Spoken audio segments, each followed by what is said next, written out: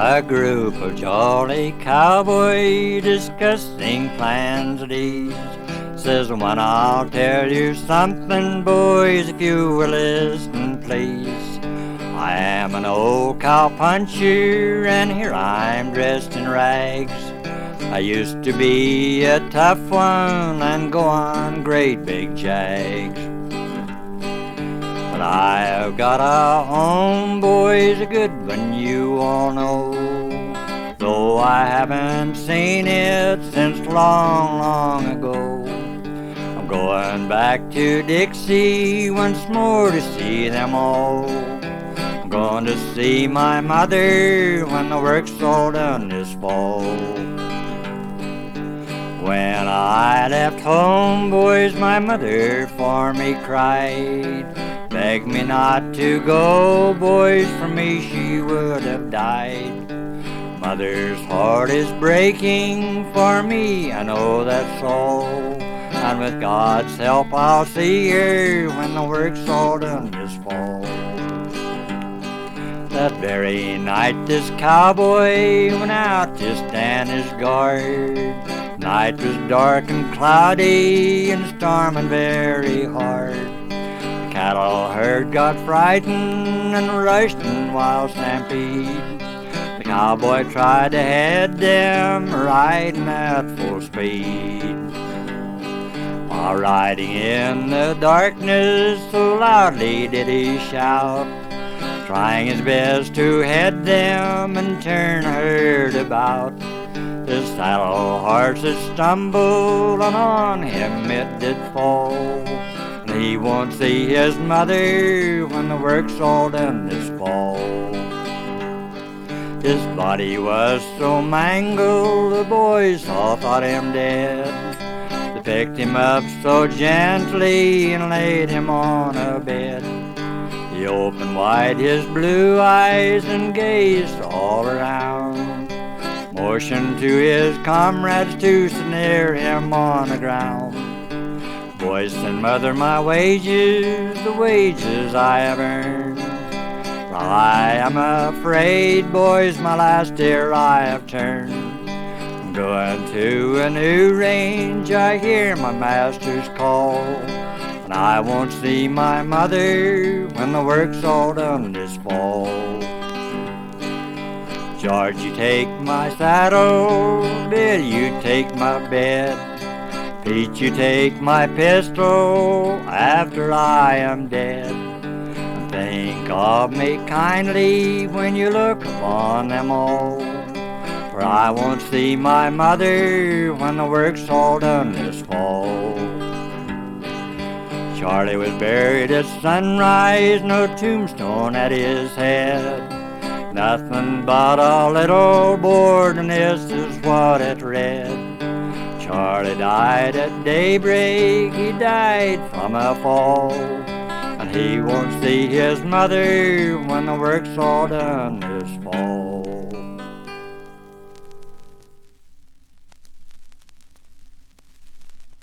Okay now. Once riding the Bighorn on a cool autumn day, since early that morn we'd been combing the gray.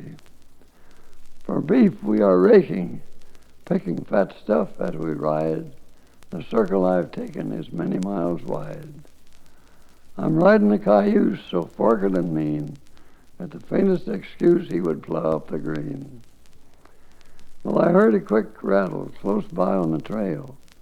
Head down through the cattle went that old tangle tail. Just a pitching and a squealing, I'd tell a man he could go, and to sit there appealing, it takes all that I know.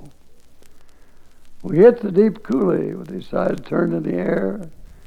He thought then he'd fool me, but I'm still sitting there. Just clawing for leather with a prayer as he goes. We'll hit bottom together and not on his nose. Well, I thought I'm done then and thought of my sins, but he outguessed me again and lit on his pins. And I'm thinks I'm sitting pretty. He has done the worst he can. Like a very playful kitty, he turned the hula hand. I went clawing for the leather, but I'm sitting up too high. Horse and saddle left together, didn't even say goodbye. With my boot heeled a dragon, and I cussing my luck, 10 miles to the wagon, but no wagon, no chuck.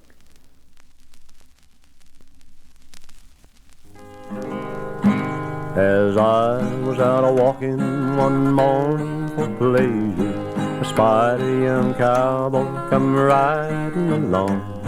His hat was set back and his spurs, they were a-jingling, and as he approached, he was singing this song. Hoopie-tie-ho, get along, little doggie, it's your misfortune and none of my own. Hoopie-tie-ho, get along, you little doggie, you know that Wyoming will be your new home. When it's early in the spring, we round up the Doggies, mark 'em and brand 'em and bob off their tails. Round up the horses, load up the chuck wagon, and throw the Doggies up on the long trail. Hoopie-tie-ho, get along, little doggie, 'tis your misfortune and none of my own. Hoopie-tie-ho, get along, you little doggie, for you know that Wyoming will be your new home.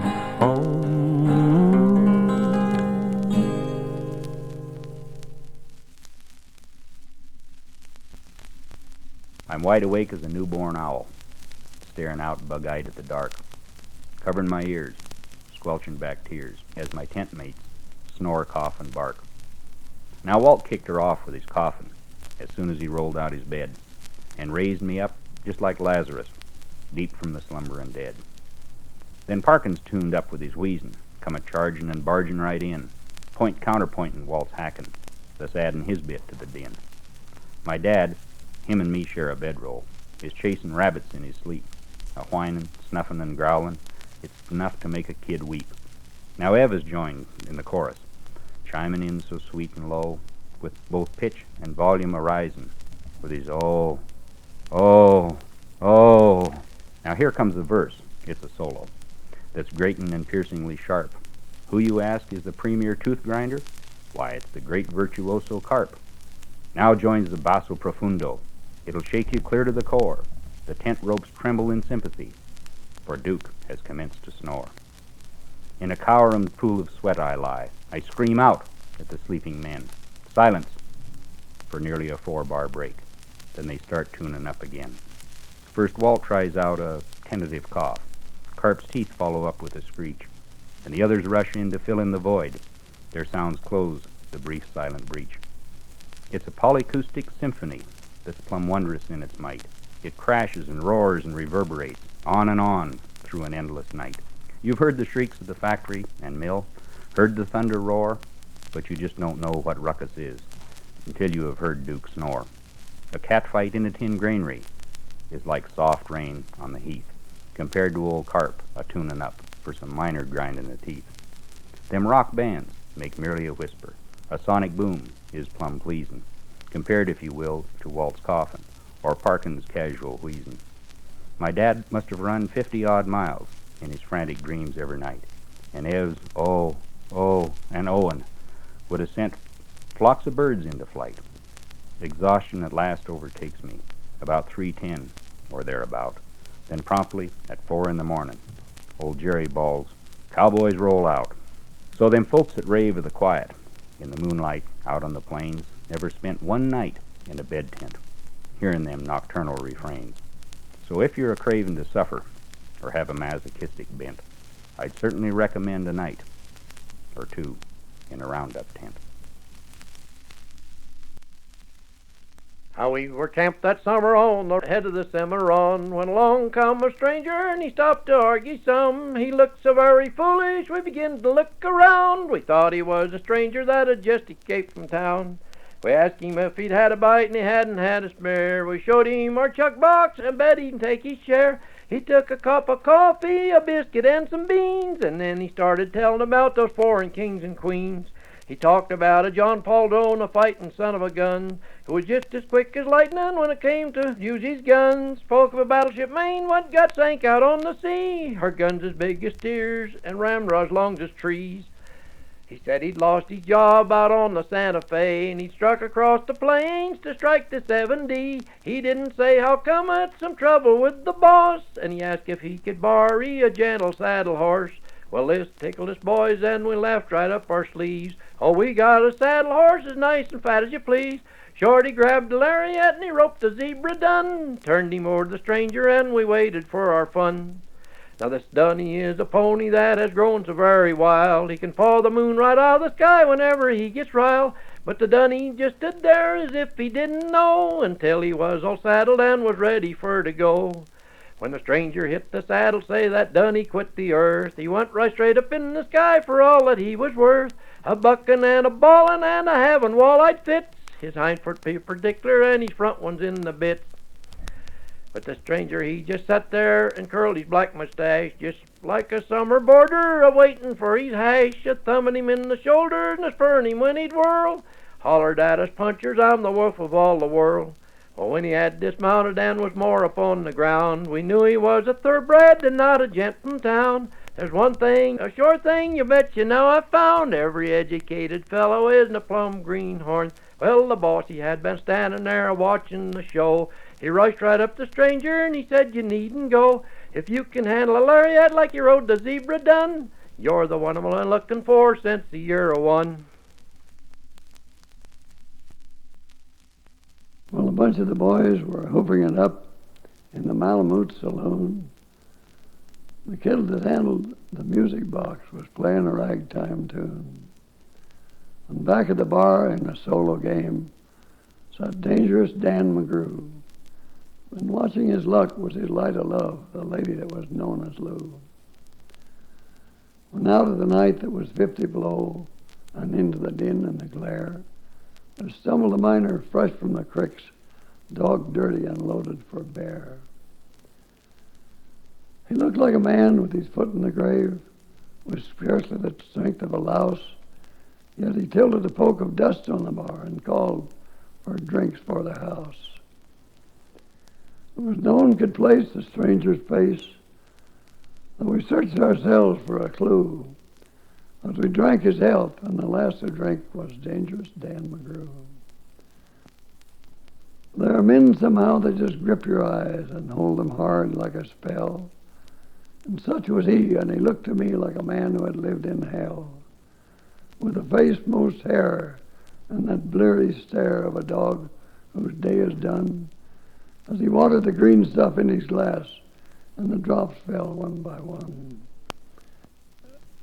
His eyes went rovering round in the room, and he seemed in a kind of a daze.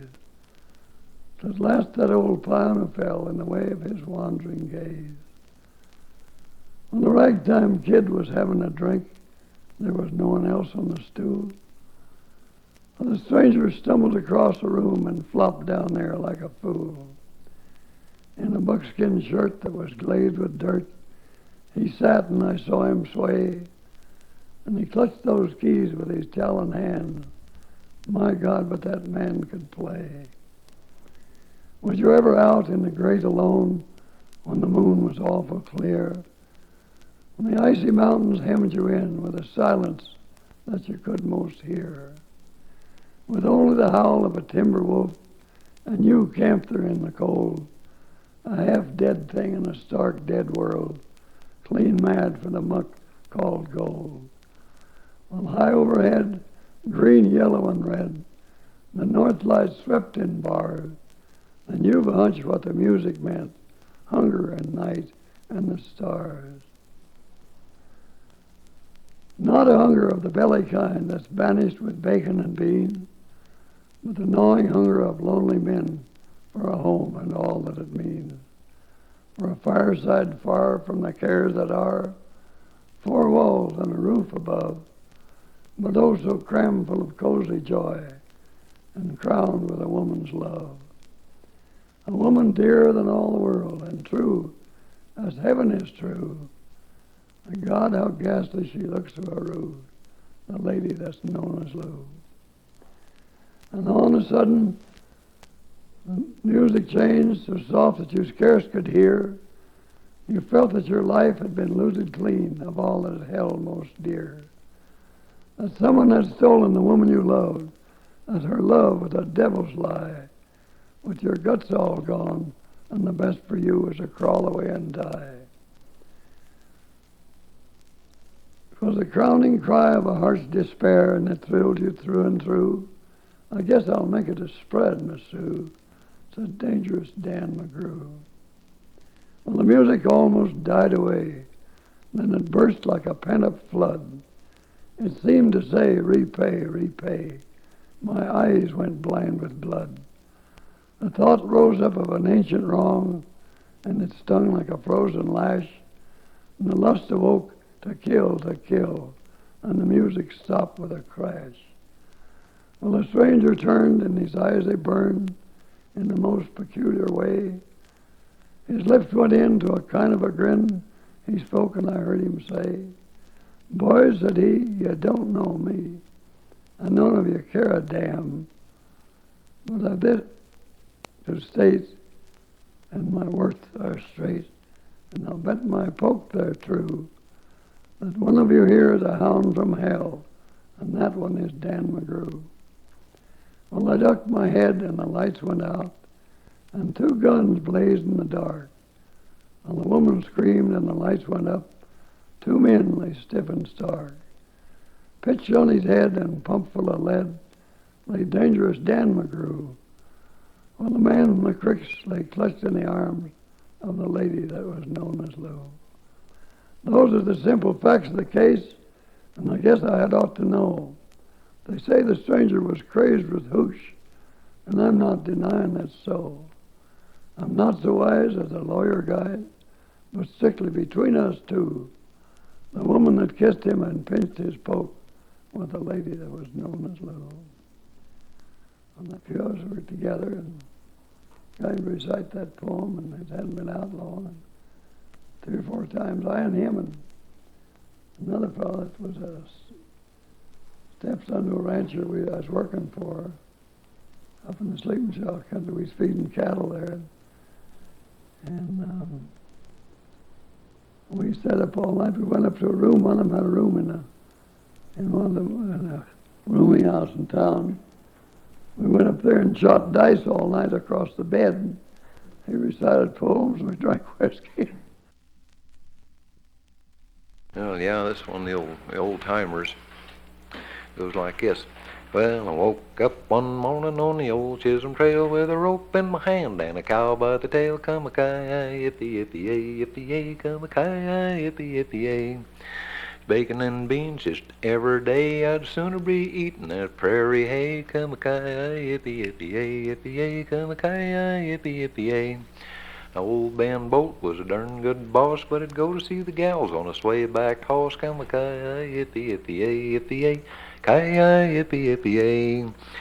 It's cloudy in the west, it's looking like rain, and my darned old slicker's in the wagon again. Come-a-ki-yi, yippee-yippee-yay, yippee-yay, come-a-ki-yi, yippee-yippee-yay. Let's see. I can ride my horse to the top of the hill. I'm gonna see my gal, be derned if I will. Come-a-ki-yi, yippee-yippee-yay, yippee-yay, come-a-ki-yi, yippee-yippee-yay. See, there must be about 100 verses to that, ain't there, Joe? Yeah, putting the syrup in the hand on the horn. I'm the best darn cowboy ever was born. Come-a-ki-yi, yippee-yippee-yay, yippee-yay, come-a-ki-yi, yippee-yippee-yay.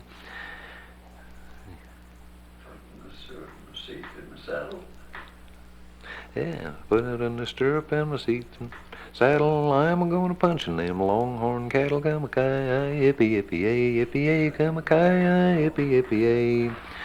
Wind's coming up and it's getting mighty cold. Them old longhorns are getting hard to hold. Come-a-ki-yi, yippee-yippee-yay, yippee-yay, come-a-ki-yi, yippee-yippee-yay. Went for the Boston to draw my roll. He had me figured $10 in the hole. Come-a-ki-yi, yippee-yippee-yay, yippee-yay, ki-yi, yippee-yippee-yay. I'll sell my horse just fast I can. I won't punch cows for no darn man. Come-a-ki-yi, yippee-yippee-yay, yippee-yay, come-a-ki-yi, yippee-yippee-yay. Oh, give me a home where the buffalo roam, where the deer and the antelope play, where seldom is heard a discouraging word, and the skies are not cloudy all day. Home, home on the range, where the deer and the antelope play, where seldom is heard a discouraging word, and the skies are not cloudy all day. How often at night, when the heavens are bright, with the light from the glittering stars, have I stood there amazed and asked a sight if their glory exceeds that of ours. Home, home on the range, where the deer and the antelope play, where seldom is heard a discouraging word, and the skies are not cloudy all day.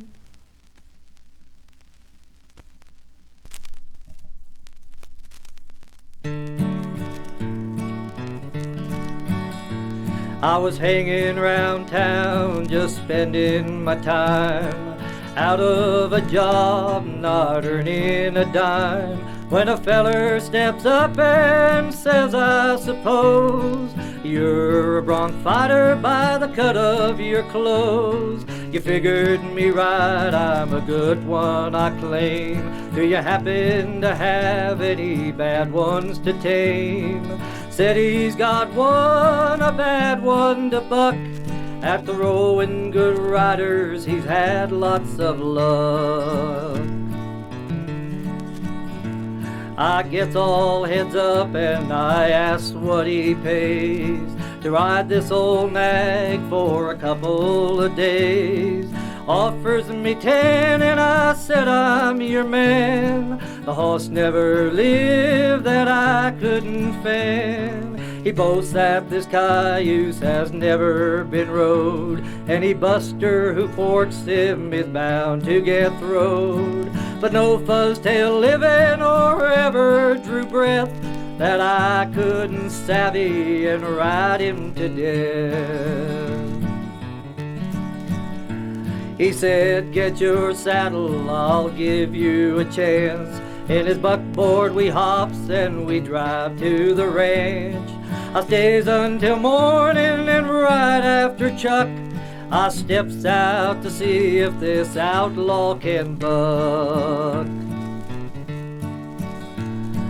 Down in the horse corral, standing alone, is this old caballo, the Strawberry Roan. His legs are all spav and he's got pigeon toes, little pig eyes and a big Roman nose, little pin ears that touch at the tips, brands the cow outfits all over his hide, ewe-necked and old with a long lower jaw. I could see with one eye he's a regular outlaw. I slips on my gut hooks and gathers my twine. I drops my loop on him, I'm sure feeling fine. Next goes my blinds and it sure is a fight. Then goes my rigging and I pulls it down tight. Then I climbs on him and raises the blinds. Get out of the way, boys, he's a-gonna unwind. He drops his old head and I reckon it's on. He's starting straight upward, a-quitting the ground. He sure's a frog walker, he heaves a big sigh. He only lacks wings for to be on the fly. Turns his old belly way up to the sun. He sure is a sun-fishing son of a gun. He's about the worst bucker I've seen on the range. spin on a nickel and give you some change. Goes up in the east and comes down in the west. I'm writing his a middle, a building a rep. He pile drives his 4 feet and rolls up his side. My saddle's a sliding all over his hide. I loses my stirrups and then goes my hat. I'm a pullin' for leather as blind as a bat. He takes one old leap and goes way up on high. Leaves me a sittin' way up in the sky. I turns over twice and I comes back to earth. I likes in the cussin' the damned hoss's spurs. I know there are some horses I cannot ride. There's some of them left and they haven't all died. But I bet all my money the man ain't alive that'll straddle old Strawberry when he takes his high dive.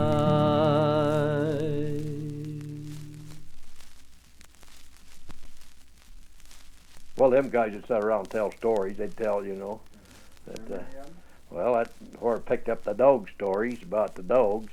About the dogs? Sure. Didn't you hear them? No. Oh, I thought you did. No. About old Major, the dog we had that was so smart. No. Man, he was. You can tell that one. They, old Major was an old hound, you know, and they used to run animals with him, but run cats and coyotes and stuff. One day was running coyotes with him, and he'd sit down and figure things out. He was smart as a man, boy. He could just. And he was running down off in the hill, and he run down. This coyote run down to the highway, and them days the cars all had running boards on them. Car come by, and this coyote jumped up on a running board. Here come old Major Beller, and he run down there and smelled around a little bit and sat down and kind of looked kind of funny and kind of figured to me, and he sat there and waited for the next car to come along. One time when we was going up past the lake here, we had old Major with us, and we was going to camp there just up the head of the lake a little ways for the night. And there was a duck swimming around on the lake, and we thought maybe we might just well have that duck for supper. So we shot the duck, but it didn't kill it. So old Major, he jumped in to get it. And he's just about ready to grab that duck all the time, and the duck would dive, and old Major would dive. The duck would come up someplace else, and the Major would come up and take another swim at him, and down he'd go again. That went on for quite a little while, and I hollered at him 3 or 4 times, and he wouldn't come back. So I thought, well, he'll come after a while maybe. I drove on up and set up camp pretty quick. Here come old Major, and he had a great big old bull trout in his mouth, and it was pretty fresh, still wet. Thought, well, heck, we might just as well eat it. Opened it up, cleaned it to get ready to eat it, and by golly, there was that old duck.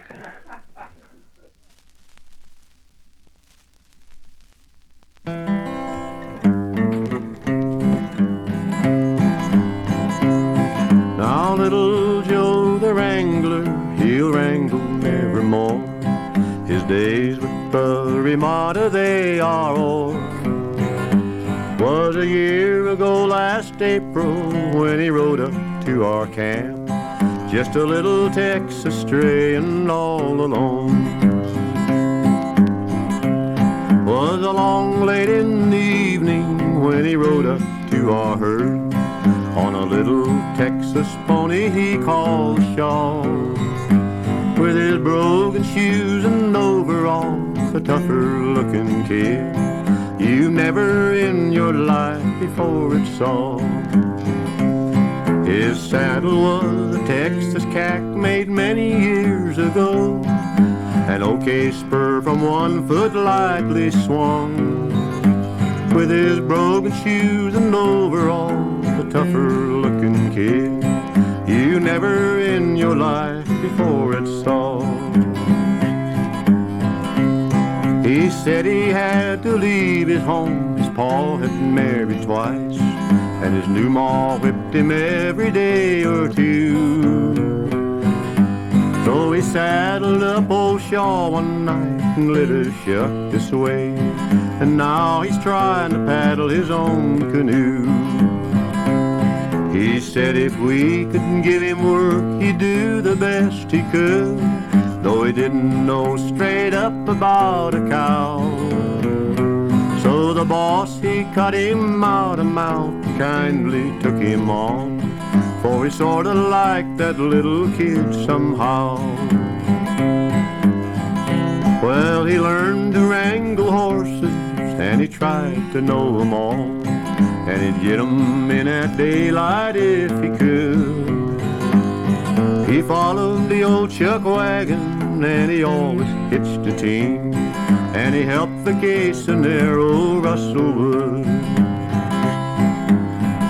We had driven to the Bakers, the weather being fine, camped on the south side of a bend. When a northern started blowing, we doubled up our guard, for it took us all to hold the cattle in. Now little Joe the Wrangler was called out with the rest, though the little kid had scarcely reached the herd. When the cattle they got frightened, like a hailstorm they fled, and we were all a-riding for the lead. Through the streaks of lightning, one rider could be seen, was little Joe the Wrangler in the lead.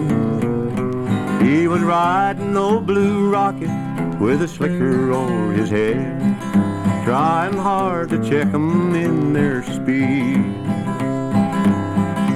Well, we finally got 'em milling and sort of quieted down, and the extra guard back to the wagon went. But there was one cowboy missing, and we knew it at a glance, was our little Texas stray, poor Wrangler Joe.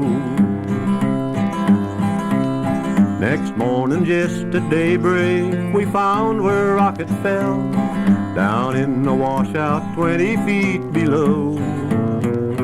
And beneath his horse smashed to a pulp, his spur had rung his knell, for our little Texas stray, poor Wrangler Joe.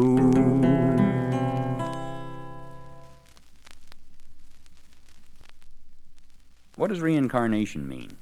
A cowpoke asked his friend. His pal replied, it happens when your life has reached its end. They comb your hair and wash your neck, and clean your fingernails, and lay in a padded box, away from life's travails.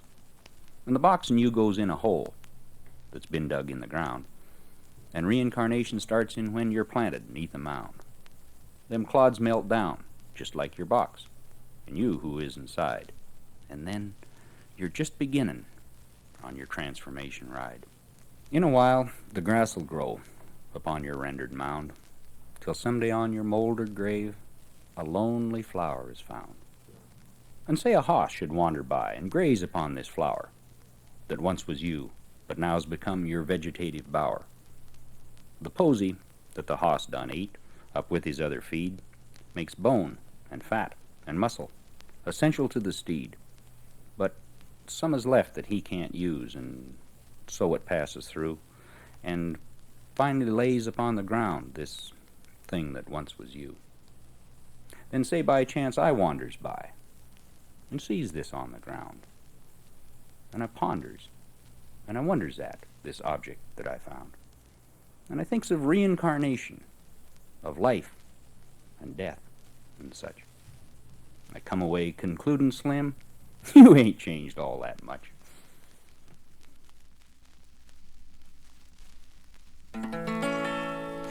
Way up high in the Syria peaks where the yellow pines grow tall, Sandy Bob and Buster Jiggs had a roundup camp last fall.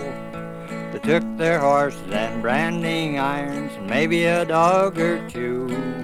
They swore they'd brand every long-eared calf that came into their view. There were many a long-eared doggie there that never came out by day, got his long ears whittled and his old hide sizzled in the most artistic way. Said Sandy Bob to Buster Jiggs as he threw his sago down, tired of cow geography and allow I'm going to town. So they saddled up and hit the trail that wasn't for to ride. Those were the days when a good cowpoke could oil up his old insides. They started out a Kentucky bar at the end of the Whiskey Road.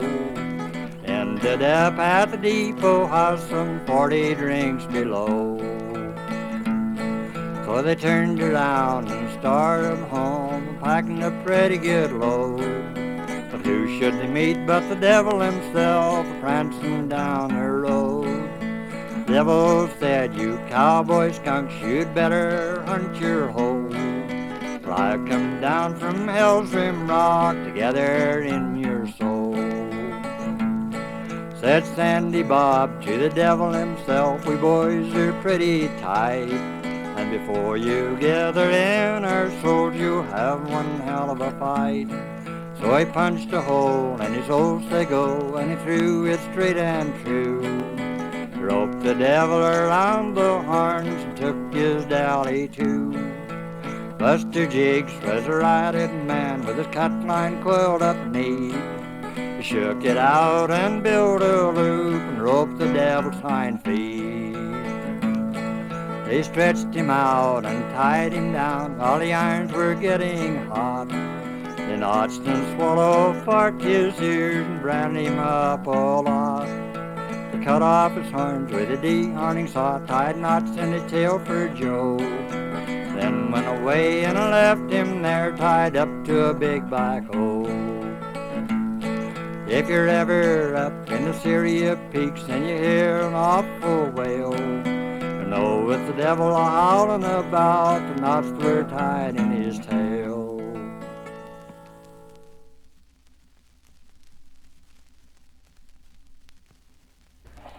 Dayherding in the rain. The water's trickling off my hat, my slicker's dripping too. The muffler round my neck is wet, my boots are leaking through. I sit and freeze and cuss and wait, a minute seems a day. Dayherding's something I sure hate when days are damp and gray. A cold mist settles in the bend, nigh blotting out the hill. The rain continues to descend, the air is raw and chilly. I wish I had a cigarette, but with fingers stiff and dead, I couldn't roll one on a bet, and so I cuss instead. My horse stands humped with the tail adrip, as if he was in pain. The water's trickling off his hip and streaming from his mane. He looks almighty some forlorn, with winkers dripping tears. I bet he wished he's never born to follow up the steers. The cattle crowd the coulee sides, a-hiding from the blow. They stand about with rain-soaked hides and voice a tale of woe. Across the creek against a hill and backed up to a tree, atop his horse sits Doggy Bill, no doubt as cold as me. The lucky hands are in the camp, a dry and cozy place, ringed round and harp with legs a-cramp, all praying for an ace. But me, I sit and groan and freeze and call myself a name for cottoning to this cowboy wheeze and following the game. Somewhere I read we make our bed. I reckon this is right. At times it's mostly in the red. Again it's rosy bright. We all, I suppose, must have our woes and bear our share of pain. There comes a time for all of us to dayherd in the rain. And so it goes, least I suppose from the border to the line. There's them that get the toughest rows, and luck like this is mine. For me, I'm that unlucky bird, when days are chill and damp, it comes my turn to go on herd while others lay in camp. Last night as I lay on the prairie, and I looked at the stars in the sky, I wondered if ever a cowboy would drift to that sweet by and by. Roll on, roll on, roll on, you little doggies, roll on, roll on, roll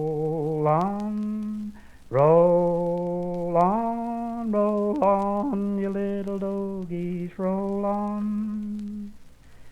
They say there will be a great roundup, and cowboys like Doggies will stand to be marked by the riders of judgment who are posted and know every brand. Oh, the trail to that bright, happy region is a dim, narrow trail, so they say, but the broad one that leads to perdition is posted and blazed all the way. I'm afraid I may be a stray yearling, a maverick unbranded on high, and get caught in the bunch with the rusties when the boss of the riders goes by. Roll on, roll on, roll on, you little doggies, roll on, roll on, roll on, roll on, roll on, you little doggies, roll on.